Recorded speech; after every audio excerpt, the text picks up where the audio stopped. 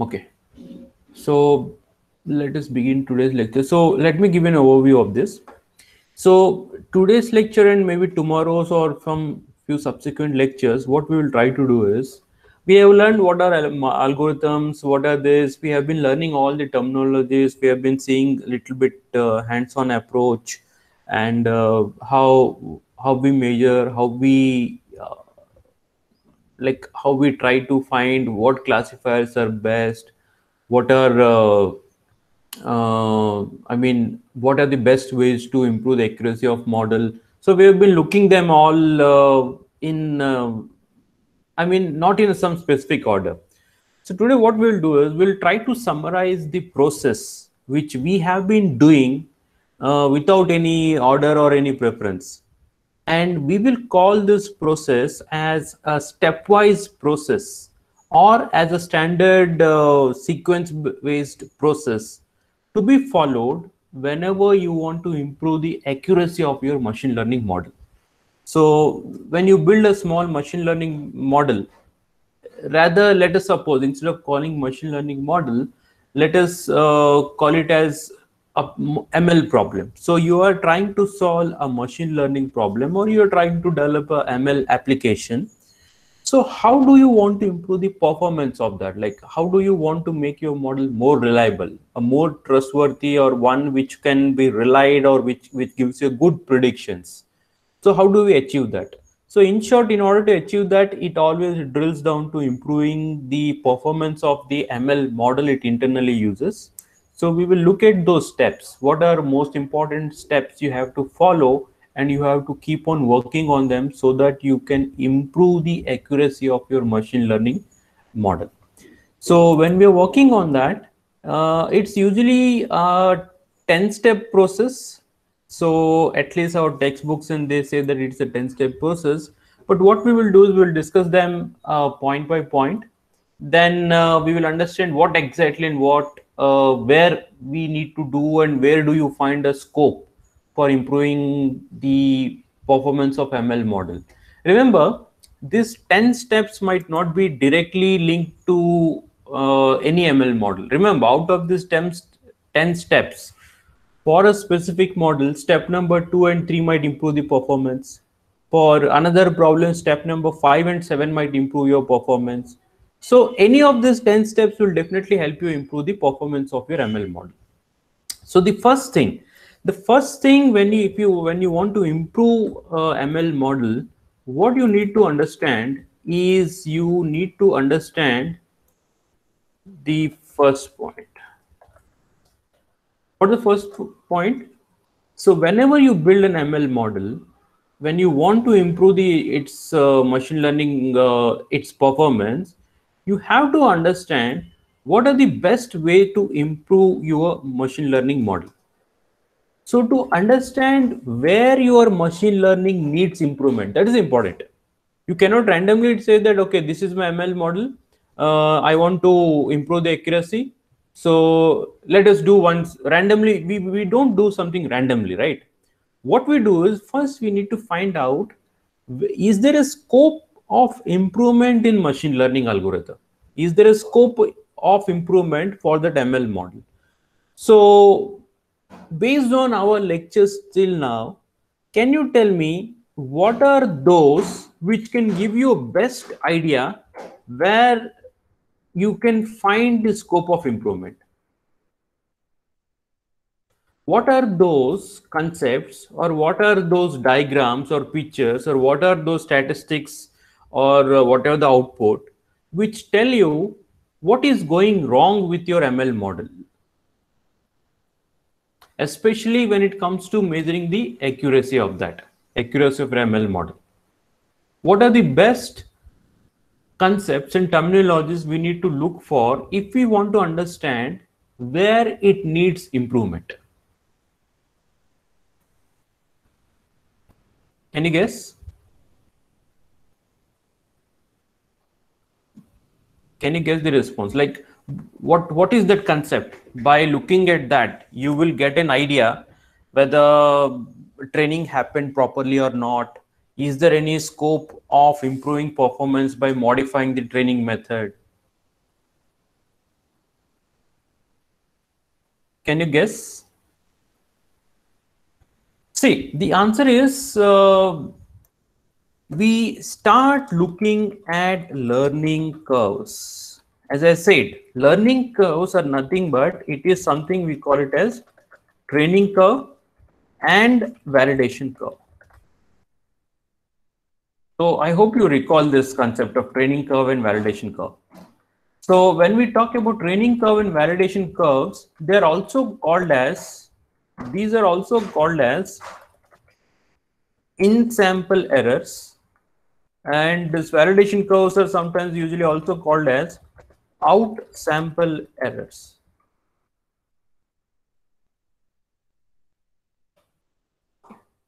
So what we do is, whenever we develop a machine learning model, we plot training curve. Training curve is nothing but improvement or decrement in accuracy. So it is nothing but as and when the more the number of samples you keep on training, the accuracy which you're getting, that is plotted on y-axis. On x-axis we have let me take us. So what we do here is, on x-axis we have samples. So here we have a samples, and here we have accuracy. So as and when we increase samples, we plot the training curve. So initially, when you're training with a low samples, generally training always tends to overfit well. So when training tries to overfit, so maybe what happens is your accuracy is say 0 to 1. Like consider this as percentage. So initially your training accuracy might be 90% when you're training on first few samples.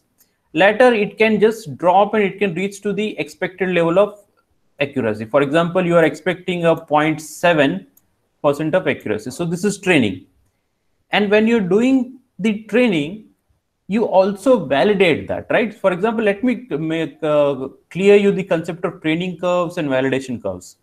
So when we have a data sample, let us suppose we have this data sample, you have split this data. So this you will use for training, and this you will use it for validation or testing, whatever we call it as training and testing. So this data which you're plotting, this purely happens on this trained data set, right?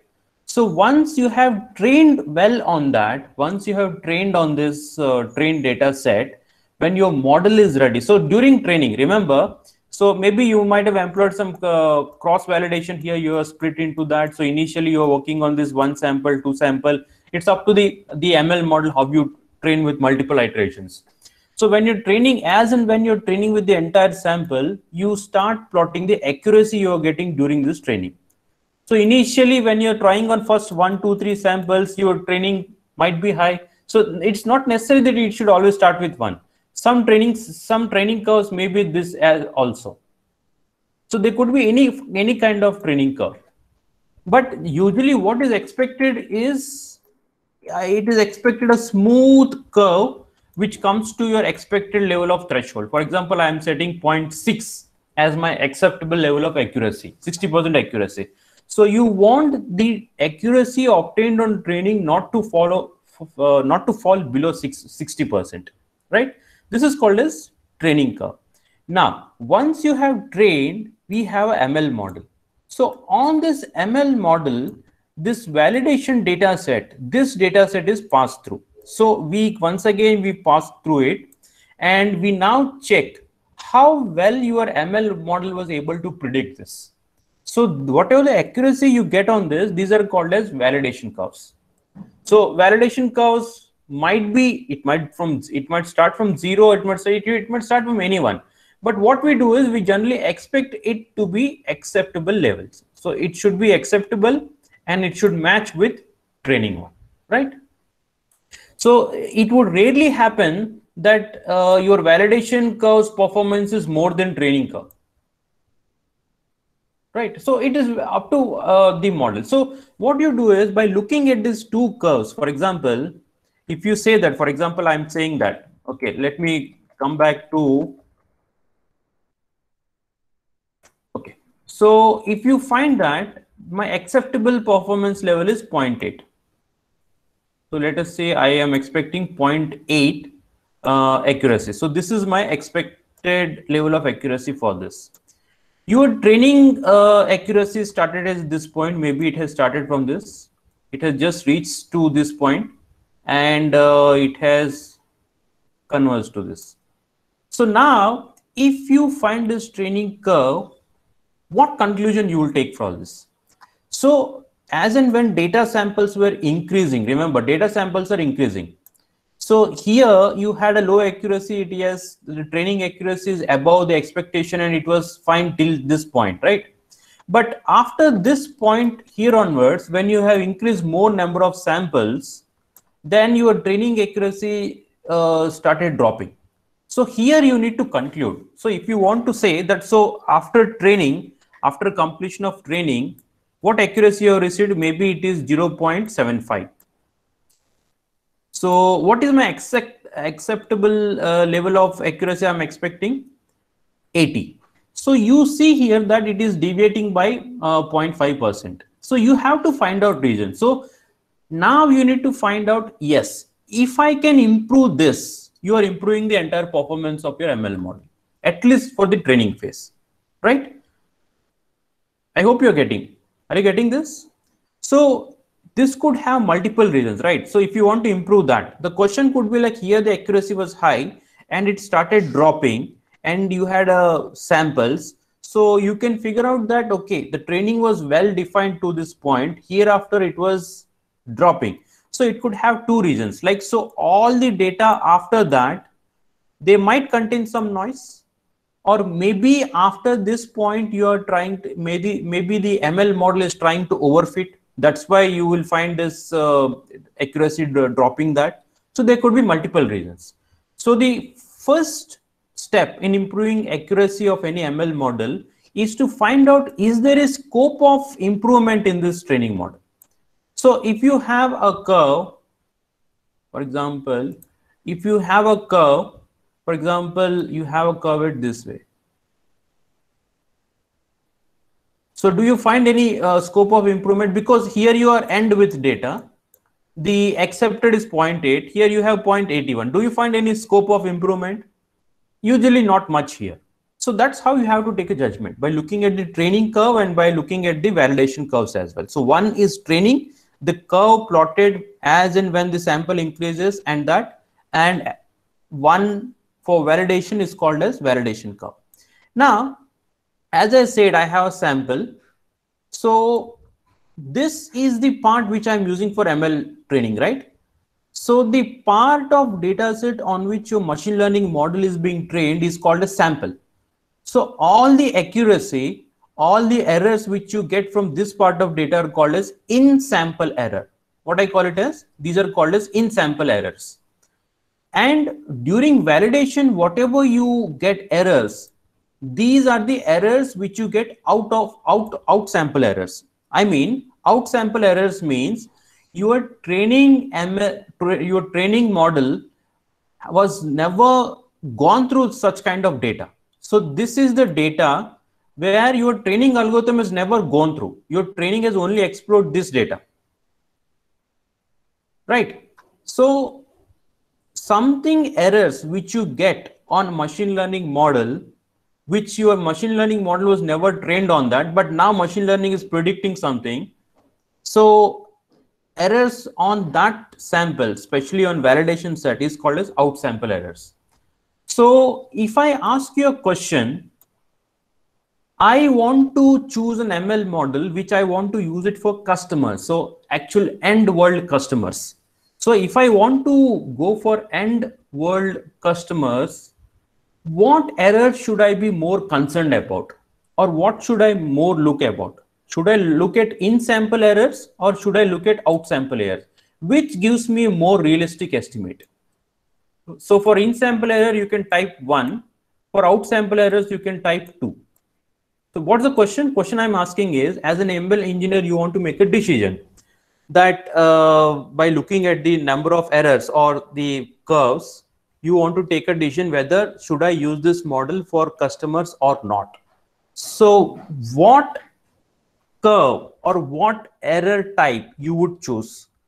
Would you take that decision by looking at in sample error or out sample error?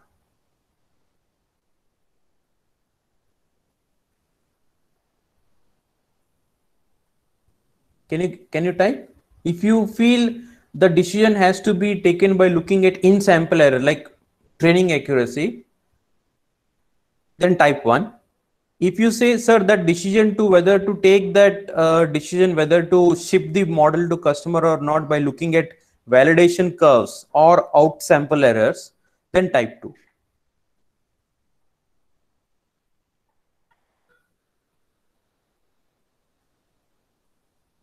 Okay. Any other answers? I find it mixed. One says 1 and another says 2.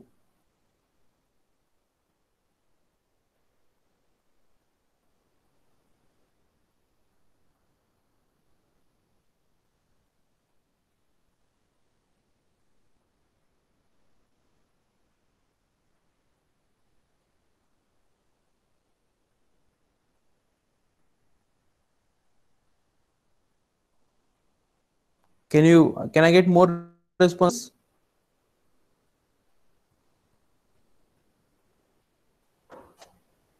I hope you understood the question.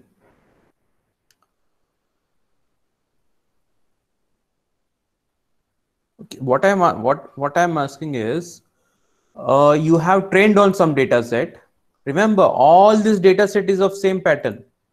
This entire data set is of same pattern, but it was trained by looking at these samples, and this was trained on samples which it didn't look through during training.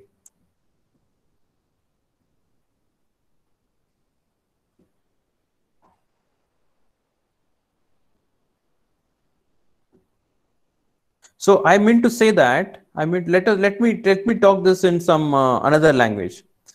Let us take the example of cricket game. So you have a batsman.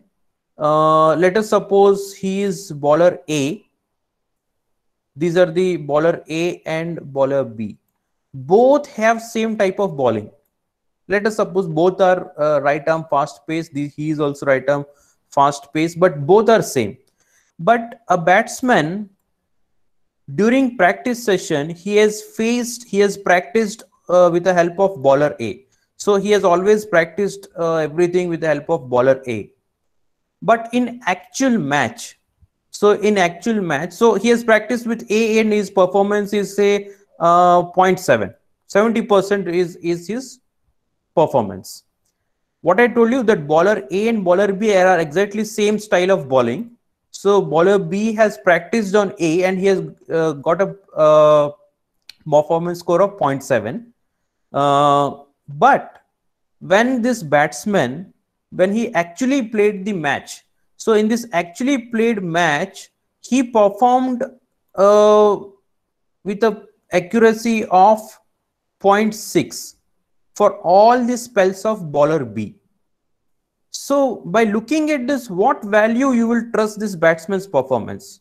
By looking at his performance for bowler A, with whom he already practiced in practice matches, or the performance of batsman in facing bowler B, whose style was similar to A, but he didn't practice on that.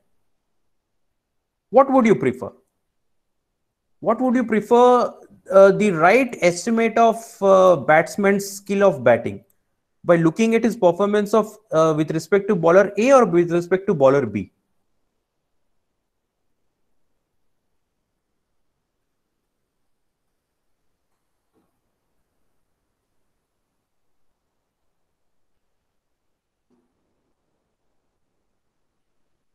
Okay, any other answers?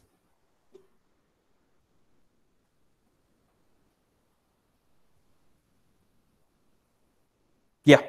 So I hope now I think the clarity is a little bit better. See, we always prefer the accuracy or the errors, whatever you get for out of samples as a more reliable and trustworthy. Because see, when we put the ML model for the customers, when we put this data in the ML models, I will be always interested to know how the ML model will behave when it faces new data. During training, it is all well and good. Everything happens perfectly during training. We apply models, we apply feature engineering, lot of do, but somehow we make sure the model learns well by looking at the training sample. So, but we are also interested to know how the ML model would perform in real world. So the only chance for an ML engineer to know how the ML performs well in real world is to face this ML model with the data which it has never trained on that. So outsample is given, we check its performance, then whatever the performance this model gives me, that is a true reliability measure of ML models. Are you getting? So out of always looking at training accuracy and validation accuracy, it is always more important to look at validation accuracy. So whatever you want to validate, that accuracy is very important. Now looking at the frameworks like Weka, where we had done few analysis, whatever accuracy you get there, like RSE curves and all that, they're actually the one which you have obtained by using cross validation, and those are actually a representation of values which you get on validation curves. So you can always trust that. But assume that if someone asks you a question, which accuracy is most important to be considered, training accuracy or validation accuracy, the answer should be always validation accuracy. Fine? Have you understood this?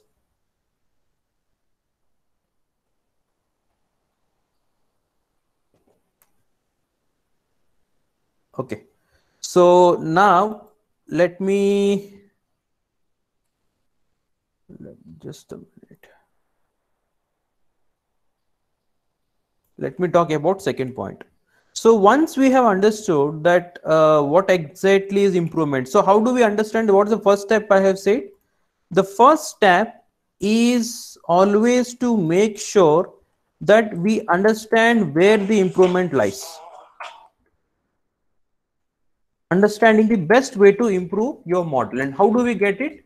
By looking at training curves and validation curves. I mean, in other words, by looking at in-sample errors and by looking at out-sample errors, right?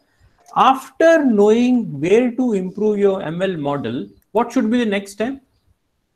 See, the next step is something related to the point, avoiding snooping and self-deceptions. So let me tell you what I exactly want to say snooping. So once I tell you this snooping, you will understand what exactly I want to say that. So this is something new which we are looking at. Remember, if I have a data sample, right, and I split it. So this is your training and this is your validation, right? So when you're preparing ML model,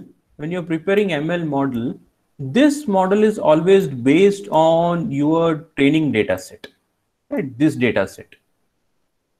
So as a good ML engineer, it is always preferred and it is always highly recommended that there shouldn't be any overlap between your training data set and validation data set, right?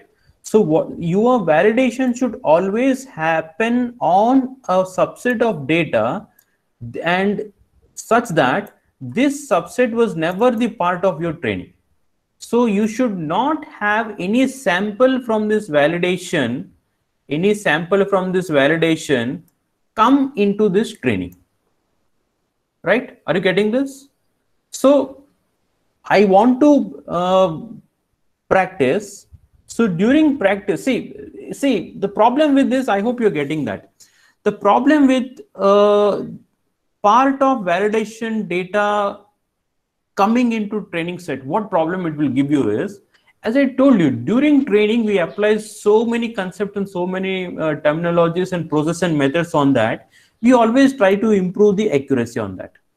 So usually in this process of improving this accuracy to acceptable level of thresholds, what we do is we always tend to do something called as overfit.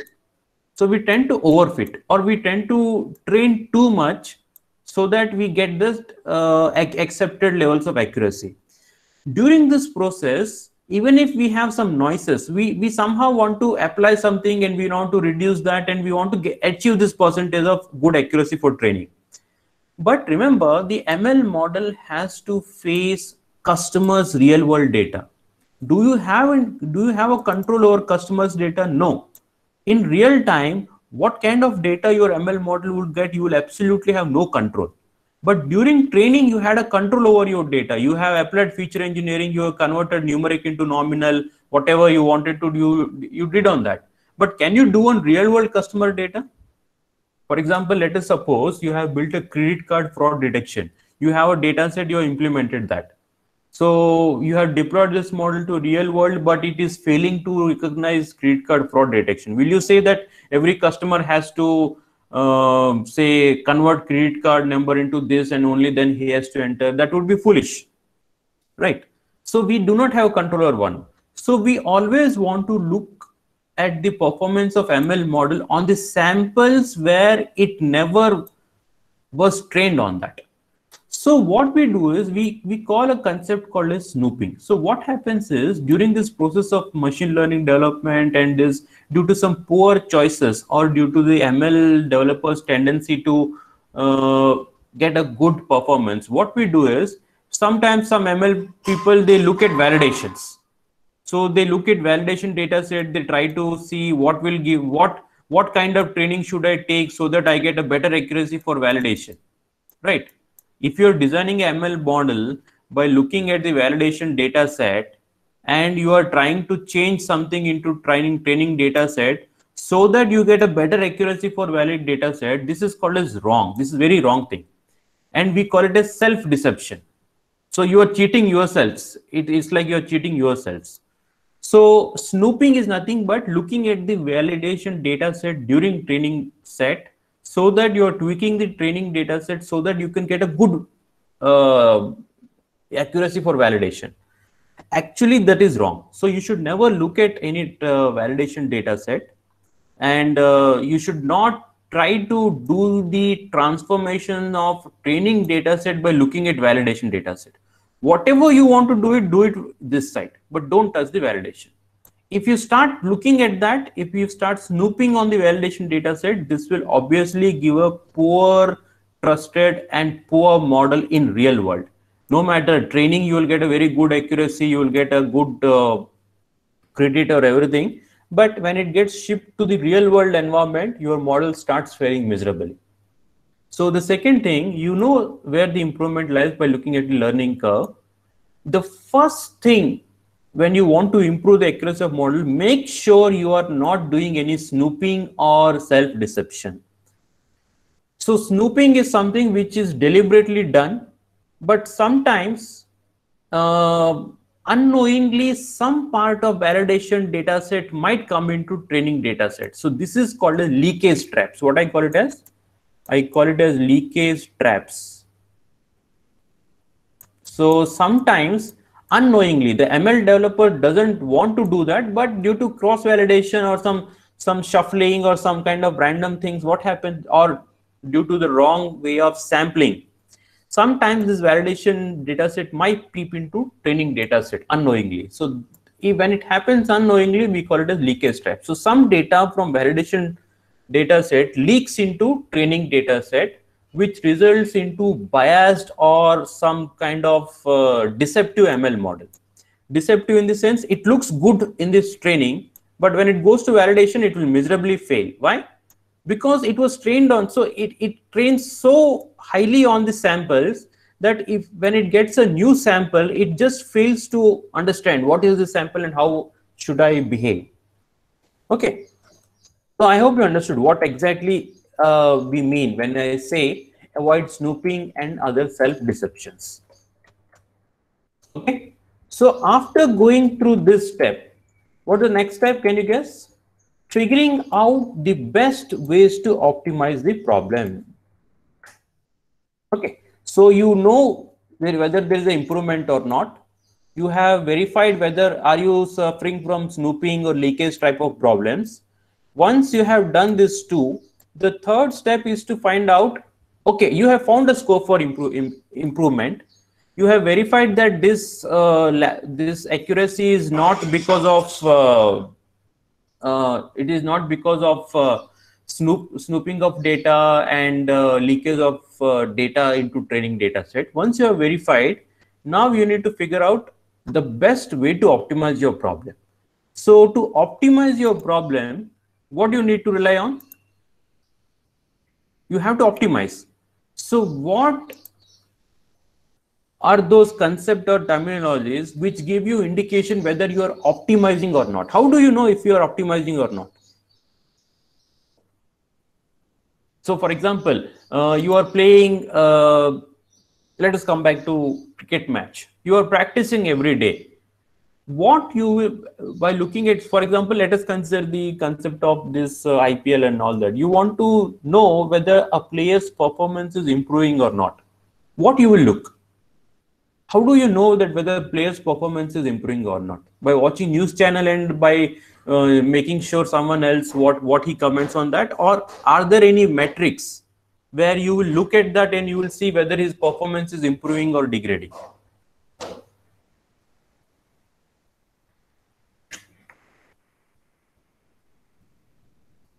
So how do you tell? How do you tell a cricket player's performance is improving or degrading?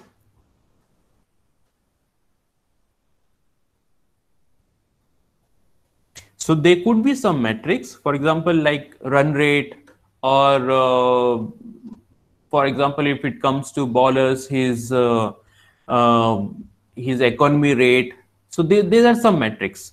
So to find out whether my whatever the steps which I'm going to apply to improve my accuracy, you need to have some metrics. By looking at the values of those metrics or the change in that metrics values, you will be able to figure out whether there is improvement in accuracy or not. So what I mean to say is that in order to find out the best way to optimize your problem, what you need to do is you need to have good error metric. So you need a good error metric, a metric which represents the error associated with your ML model. So if you can monitor the value of error metric, and if that value of error metric keeps on decreasing as and when you apply multiple improvement methods, then that indicates that you're optimizing your problem. So even choosing a good error metric is important for an ML engineer. Maybe let us suppose you have chosen a metric which doesn't change even if you are applying a lot of optimizations on that. So it will never give you idea whether you are improving or degrading the performance of metric. So it is very important that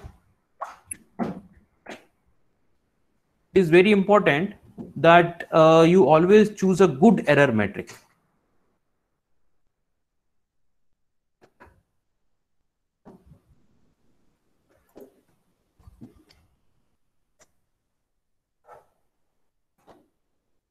I hope this is clear.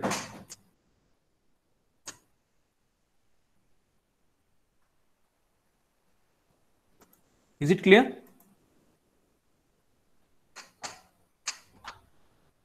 Okay. So we have seen 3 steps here, but we have few more. Overall, we have 10 such steps. As a quick recap, as a quick thing, okay, I think we will discuss it in tomorrow's lecture itself, but I hope you understood what it is. Okay. So we will be continuing this in tomorrow's lecture as well. So that's what we are looking at, a stepwise process to improve the performance of your ML model. So most of you might be having ML related projects.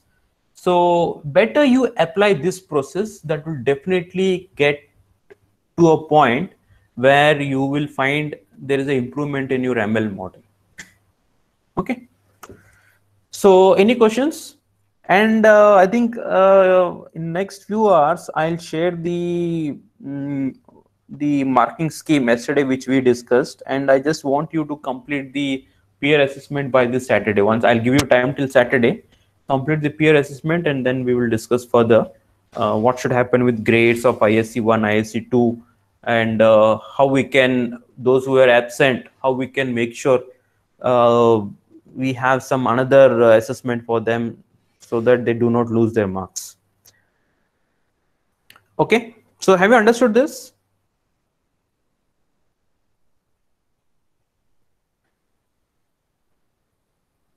See, and if I'm not wrong, I think you have been asked to give a feedback.